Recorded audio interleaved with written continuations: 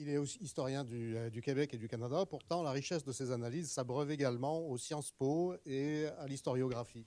Spécialiste du 19e siècle, auteur de Survivance, Histoire et mémoire du 19e siècle canadien-français, paru en 2017. Et, oui. Et Les Réformistes, une génération canadienne-française, un deuxième anglicisme. Décidément, je n'avais pas lu Jean Morisset avant de choisir mes titres. Il s'intéresse aujourd'hui plus particulièrement à la Nouvelle-France. Il est bien connu pour son souci de mieux faire connaître très largement et très publiquement l'histoire, ses événements, sa trame chronologique, ses grands et petits acteurs et actrices.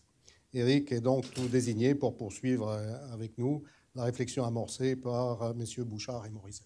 D'abord, je veux vraiment vous remercier, messieurs Bouchard et Morisset. Vraiment, une bonne main d'applaudissements. C'est vraiment extraordinaire ce qu'on vient d'entendre. C'est très riche. Je veux vous remercier et je vois Georges Leroux, je vois Machra, qui est toujours là, je crois, ou non, elle a dû nous quitter. Mais le lien qu'on peut faire entre les deux, au fond, c'est très simple. Le lien, c'est qu'on a dit ce matin qu'il nous faut, peut-être par l'histoire, l'éducation de l'histoire, créer une sorte de culture commune qui puisse déboucher sur un pluralisme, sur une ouverture à la différence. Eh bien, on voit, quand on écoute nos deux conférenciers de cet après-midi, la richesse de cette histoire que nous n'avons pas attendu, disons, cette époque où le multiculturalisme d'État, la doctrine officielle de l'État canadien depuis 1982, pour puiser dans cette longue et riche histoire, et on devrait la mettre davantage à profit. Il y a beaucoup de choses en commun entre les deux livres qui nous sont présentés cet après-midi. Il y a beaucoup de choses en commun. Je voudrais en souligner trois. Entre donc sur la piste du Canada errant et le peuple rieur. Il y a d'abord, ce sont deux livres bilans. Ce sont deux livres bilans, ça m'a frappé en les lisant l'un à la suite de l'autre. Chez Jean Morisset, on a affaire au bilan d'une réflexion sur le Canadien. Le Canadien, donc ce métis, cet authentique américain, mais qu'il écrit Q-U-A-I-N, cet Américain comme ses camarades des Caraïbes, du Brésil. Le Canadien, ce grand voyageur, ce coureur des bois qui a exploré le continent nord-américain bien avant Will James et Davy Crockett. Ce créole, cette aide de l'errance, du mouvement. Pour retracer ce Canadien des origines, Morisset a beaucoup voyagé, a échangé avec d'autres métis, arpenté le continent du nord au sud, de l'est à l'ouest. D'ailleurs, le sous-titre de son livre, j'attire votre attention sur le sous-titre du livre qui révèle bien son contenu. Il s'agit bel et bien d'une déambulation géographique, d'une Amérique inédite. Donc, le livre est tout à fait fidèle au sous-titre. Donc, des années de méditation, de lecture, de rencontres, de réflexion, pour nous faire découvrir sous les couches de récits approximatifs, de déni plus ou moins avoués, de mensonges souvent assumés, clairs, l'identité du Canadien, l'ancêtre du Québécois, mais aussi l'ancêtre du Canadien français. Chez Serge Bouchard, eh bien, on est face au bilan de visites, d'enquêtes de terrain, de belles rencontres avec des femmes et des hommes du peuple Innu dans le petit village de Mingan, mais pas seulement. Sur plus de 50 ans, il y est allé très souvent, comme nous a dit, toujours en voiture, des moments de grande méditation, nous a-t-il dit. D'ailleurs, il nous raconte ça à la radio, l'importance qu'il aime faire de la route. Et d'ailleurs, c'est peut-être pour ça qu'il a consacré son doctorat aux chauffeurs de camions. Hein? Alors, il est passé des Inuits à la maîtrise, aux chauffeurs de camions, aux truckers, comme il le dirait lui-même, au long cours. Donc, il a une fascination pour l'errance. Je l'avais reçu à une émission à ma TV et il avait étudié, vous savez, le répertoire éléphant sur Vidéotron de tous les films québécois. Il les a analysés avec sa conjointe. Il a essayé de voir qu'est-ce qui se dégageait de l'imaginaire du cinéma québécois. Et il disait justement, ça m'avait frappé à quel point on ne prend pas la route dans le cinéma québécois, mais vraiment, prendre la route, des bons road trips, des road movies où on part à l'aventure, on ne sait pas où on va aller. Dans le cinéma québécois, c'est souvent absent. Lui a pris beaucoup la route. La première de ses visites remonte, comme il nous l'a dit, en 69-70, en avion. C'est un voyage marquant. Et ça m'a beaucoup frappé qu'il dise justement qu'il était au tout début de la sédentarisation, donc ces tentes qui côtoient les maisons que le gouvernement fédéral avait fait construire, qui est marquant aussi, ce voyage, parce qu'il va loger chez des Inuits qui ne parlent ni l'anglais ni le français, parce qu'il va manger des gros œufs de goéland, hein, ça va marquer son estomac aussi, des gros œufs, et parce qu'il doit se laver à la mitaine aux grandes dames de sa jeune épouse, qui va lui intimer l'ordre d'aller prendre un bain dans la rivière la plus proche. Tous ces voyages qui vont lui permettre de découvrir les récits de la tradition orale sur l'arrivée des premiers Européens, le commerce des fourrures, les concessions forestières qui charcutent le territoire ancestral, évidemment le déplacement inhumain vers les pensionnats. Les Inuits avaient l'habitude de voir débarquer des anthropologues à Prenton, il nous l'a redit, hein, et ça m'a énormément fait rire lorsqu'il nous a dit que son grand ami Georges lui disait, mais c'est quoi une famille Inou? C'est très simple, une famille Inou, c'est un père, une mère, 2 enfants et un anthropologue. Et donc, les anthropologues, on a beaucoup. Donc, 2 livres bilans, c'est des sommes. On a beaucoup de chance cet après-midi d'avoir reçu ces 2 auteurs parce que leurs livres, là, c'est 50 ans ou 30 ans ou 40 ans, je ne veux pas les vieillir, de méditation, de réflexion. Et c'est 2 livres bilans, mais c'est aussi 2 livres très écrits. Ils ont choisi, c'est des livres investis. C'est des livres d'auteurs. Ce n'est pas des sommes de recherche. Ce n'est pas des gros rapports de recherche. Et donc, d'où la critique peut-être de sa conjointe quand elle a lu le premier draft. Je veux vous lire un extrait parce que des fois, on parle, on dit « Ah, c'est écrit, c'est écrit ». Il n'y a rien de mieux que de lire dans le texte. Je vais vous lire un extrait. Hein, c'est rare de se faire lire devant les gens comme ça, là. Alors, un extrait de Jean Morisset. Né au tournant des années 40, avant l'ouverture des routes en hiver. Vous voyez, le côté, c'est écrit au « je ». Ma génération a partiellement échappé à ce processus de lessivage mémoriel. Mais dans la mesure où elle a résisté malgré elle, grâce à un exil inconscient, elle a eu tôt fait d'abdiquer sous la pression d'une mise en réserve de tous les instants. Tout cela avec un avantage qui allait rapidement s'estomper, celui de pouvoir attraper par les franges sa propre identité créole, à même les bribes d'une histoire orale percolant encore le long des rives de la grande rivière de Canada ou dans les camps forestiers au cours des années 40 et 60. Comme un lit de braise encore fraîche sur lesquels l'inquisition de la pureté va bientôt jeter son épée dévolue pour en éteindre la sensualité réfractaire et la mémoire tellurienne. Il revient souvent sur cette mémoire tellurienne. Nombreux sont les ressortissants de cette génération, et c'est mon cas, qui sont passés directement de l'analphabétisme de l'aïeul au post-doctorat, et cela sans la moindre rémission. Mais c'est là l'histoire et la trajectoire des Amériques du Nord, au Sud, et à ce titre, il n'existe pas d'exception dite québécoise. On n'a qu'à lire le Péruvien José María Arguedas ou le Mexicain Juan Rulfo pour se rendre compte à quel point les situations s'apparentent. Vous voyez comme c'est beau, c'est bien écrit, c'est senti. Je pourrais vous lire un extrait de Serge Bouchard. C'est un livre qui est parsemé de méditation. C'est une écriture qui rend compte aussi de moments de contemplation et d'émerveillement. Je pourrais vous en lire plusieurs, mais je vais vous lire probablement celui que j'ai trouvé le plus touchant. Et tous ceux qui ont lu le livre vont peut-être être d'accord avec moi. Celui d'une dernière rencontre avec son grand ami Georges. Quelque temps avant sa mort, j'ai revu Georges à Sept-Îles. Attablés dans un restaurant triste de la rue Laure, nous avons passé 1 heure à ne pas manger les club sandwichs que nous avions commandés. Il était mal en point, mon ami. Trop de sucre, trop de bière, trop de réserve indienne, trop d'une peine qu'il n'avait jamais été en mesure d'exprimer. La blessure de Georges avait été mortelle, finalement. Il s'était soigné comme il avait pu, un verre après l'autre. Son diabète lui venait de là. Il avait passé toute sa vie, l'âme à vif. Et au fil de la conversation, cet aveu. Puis, c'est venu comme ça. Il a dit « J'ai tellement eu peur ». La voix de Georges avait un thème que je ne lui connaissais pas. J'ai levé les yeux, j'ai vu qu'il était habité par des images terribles. J'ai vu mon ami Georges avoir 6 ans. Je n'avais jamais mis les pieds en dehors de la réserve. C'est son ami Georges qui parle. Je n'avais jamais quitté mon père, ma mère, ma maison. J'ai eu tellement peur dans le bateau. J'étais collé sur la rampe de métal. J'avais froid à travers ma chemise. Quand le village a disparu, j'ai pensé que je ne le reverrais jamais. Fin de citation. Depuis toutes ces années qu'on se connaissait, c'était la première fois que Georges m'en parlait. Il n'a pas nommé le pensionnat, il a juste dit « là-bas ». Il dit « on ne comprenait rien, on avait toujours peur de mal faire ». Fin de citation.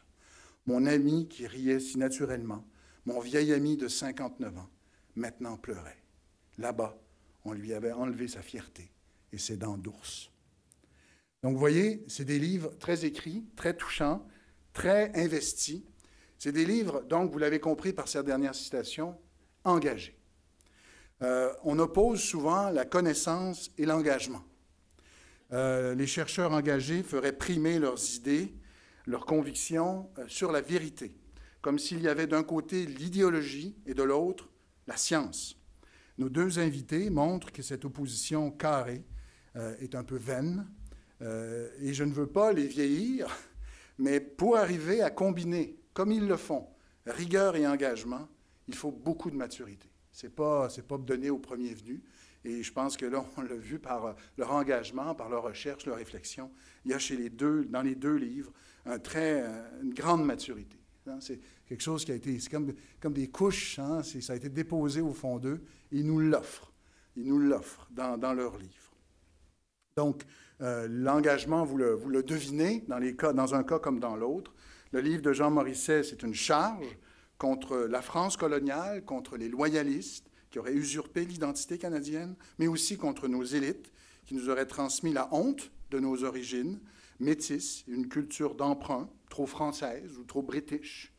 Hein, Sur la piste du Canada errant raconte une histoire oubliée, restaure une mémoire abîmée, saccagée.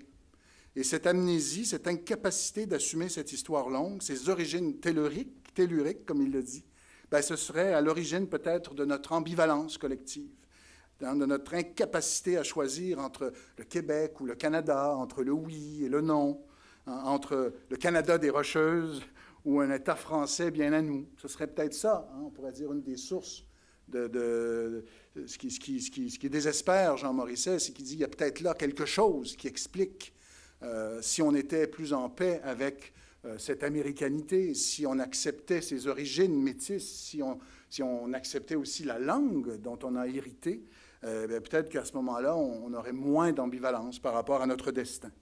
C'est aussi une charge contre une politique de containment, j'utilise le mot, de la métropole anglaise, puis de leurs représentants loyalistes en Amérique. Ces traîtres, ces renégats, comme ils les appellent, ces loyalistes qui, eux, refusaient l'Amérique, qui voulaient transposer l'Europe en Amérique.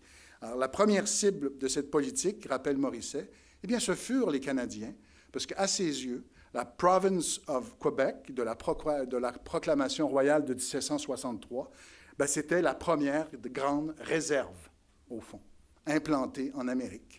Hein, puis ce furent les Métis de l'Ouest, puis tous les autres, entre guillemets, sauvages.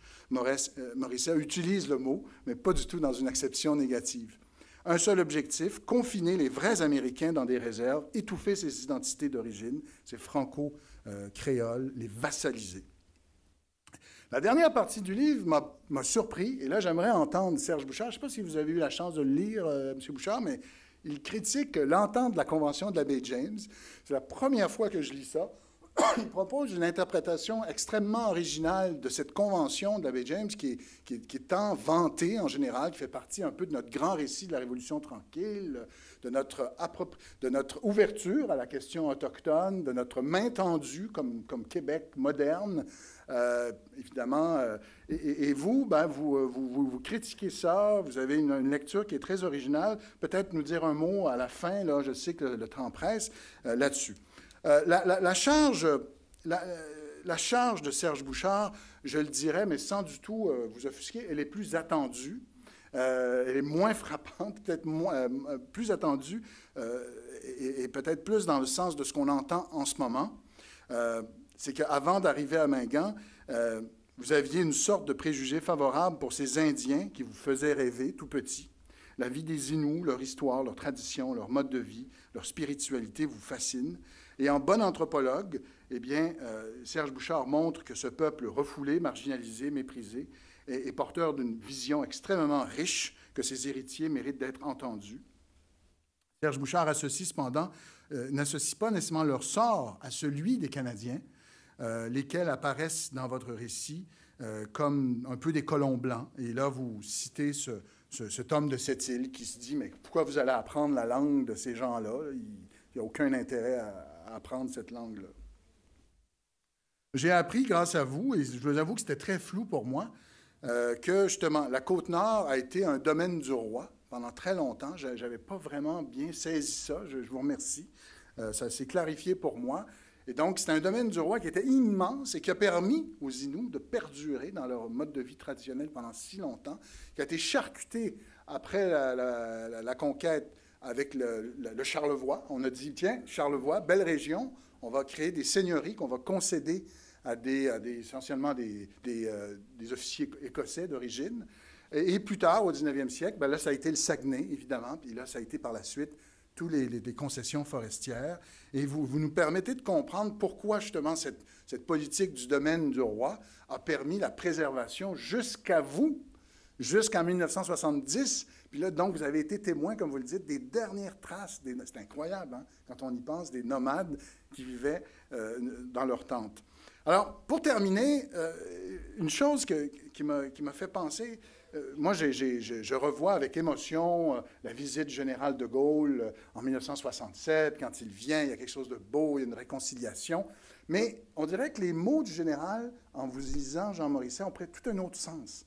Vous savez que le général de Gaulle, quand il a dit « Vive le Québec libre », selon les sondages, les Québécois n'étaient pas si choqués par cette phrase. C'est bien fait pour les Anglais, puis bon.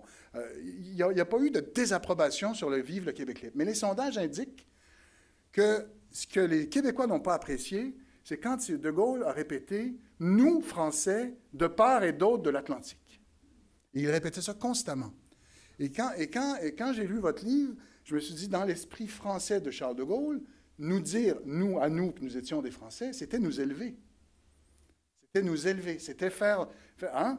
Au fond, c'est ça, j'ai compris ça complètement différemment.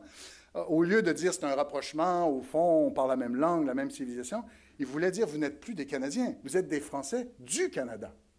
C'est comme ça qu'il nous désignait en 1967.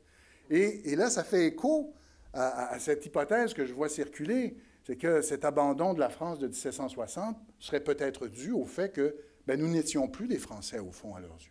Nous étions des Canadiens. Donc, des Français ensauvagés, des mauvais Français, enfin des Français qu'ils avaient perdus. On les envoie, et puis ils ont supposé reproduire la France en Amérique. Or, ils s'ensauvagent. On n'a pas perdu grand-chose, finalement. Cette hypothèse, au début, m'a choqué. La première fois que je l'ai lue, je la comprenais mal. Mais à force de vous lire, je trouve qu'en effet, il y a là une piste qu'on ne voit pas énormément dans les sources d'époque, mais quand même, il y a quelque chose dans l'imaginaire qui est très frappant. Maintenant, une dernière question, et vraiment, je m'arrête là-dessus, c'est que René Lévesque a souvent dit, et j'ai vu ça chez Guy Frégault, dans un de ses écrits, dans sa belle biographie de Pierre Lemoyne d'Iberville. René Lévesque répétait, il y a dans la psyché des Québécois, il y a le coureur des bois et il y a l'habitant. Mais il y a les deux. Et donc, ce qu'il reprochait aux élites du Canada français, d'un Lionel Groulx, des élites nationalistes, c'est de ne s'être attaché qu'à l'habitant et d'avoir complètement omis ou méprisé le coureur des bois. Mais alors, ce que je sens chez vous, c'est que c'est comme s'il n'y avait pas eu d'habitants. On était tous en train de parcourir le continent, alors que je pense que ce n'était pas le lot de tous les Canadiens de la vallée du Saint-Laurent. Et je vous dis ça parce que dans ma mémoire familiale, le mouvement, on a chacun nos mémoires familiales, mais dans ma mémoire familiale, ceux qui ont bougé, c'est pour aller aux États-Unis parce qu'il n'y avait pas assez de travail, puis ils sont revenus. Donc, il n'y a aucun contact avec les Amérindiens qui m'est parvenu dans ma mémoire familiale. Ou encore, c'est d'aller travailler dans les camps de bûcherons. L'errance, c'était d'aller aux États-Unis ou d'aller dans les camps de bûcherons. Dans les deux cas, ça témoigne d'une sorte de pauvreté. C'est-à-dire qu'on va chercher ailleurs du travail qu'on n'a pas sur la terre chez nous. Donc, il n'y a pas de dimension positive dans le fait de partir. On part parce qu'on est trop pauvre. On ne part pas parce qu'on veut découvrir l'Oregon et rencontrer d'autres créoles. Alors, j'aimerais vous entendre là-dessus. C'est-à-dire que, bon, c'est ça. Alors, j'aimerais vous entendre là-dessus parce que je pense qu'il y a les deux pôles. Alors, mais c'est vrai que le pôle du voyageur et du coureur des bois a sûrement été négligé. Écoutez, il y aurait tellement d'autres choses à dire. Je vais m'arrêter ici. Je vous remercie infiniment pour votre présence, pour votre inscription, pour d'avoir été si intéressé et d'être resté jusqu'à la fin. J'excuse la directrice de l'Institut Jacques Couture qui a dû nous quitter, mais pour une très, très bonne raison. Elle reçoit le prix Camille Lorrain de l'Office de la langue française. Alors, voilà. Donc, elle est honorée. Donc, on pense à elle. Et donc, je vous remercie beaucoup. L'année prochaine, donc, nous allons tenir à nouveau les rencontres Émile Olivier. La forme reste évidemment à déterminer, mais nous comptons offrir pour la première fois un prix. Pour justement à une personne qui travaille dans le même esprit que notre institut, c'est-à-dire mieux faire connaître le Québec aux nouveaux arrivants et mieux faire connaître le monde aux Québécois. Voilà, merci beaucoup et à bientôt.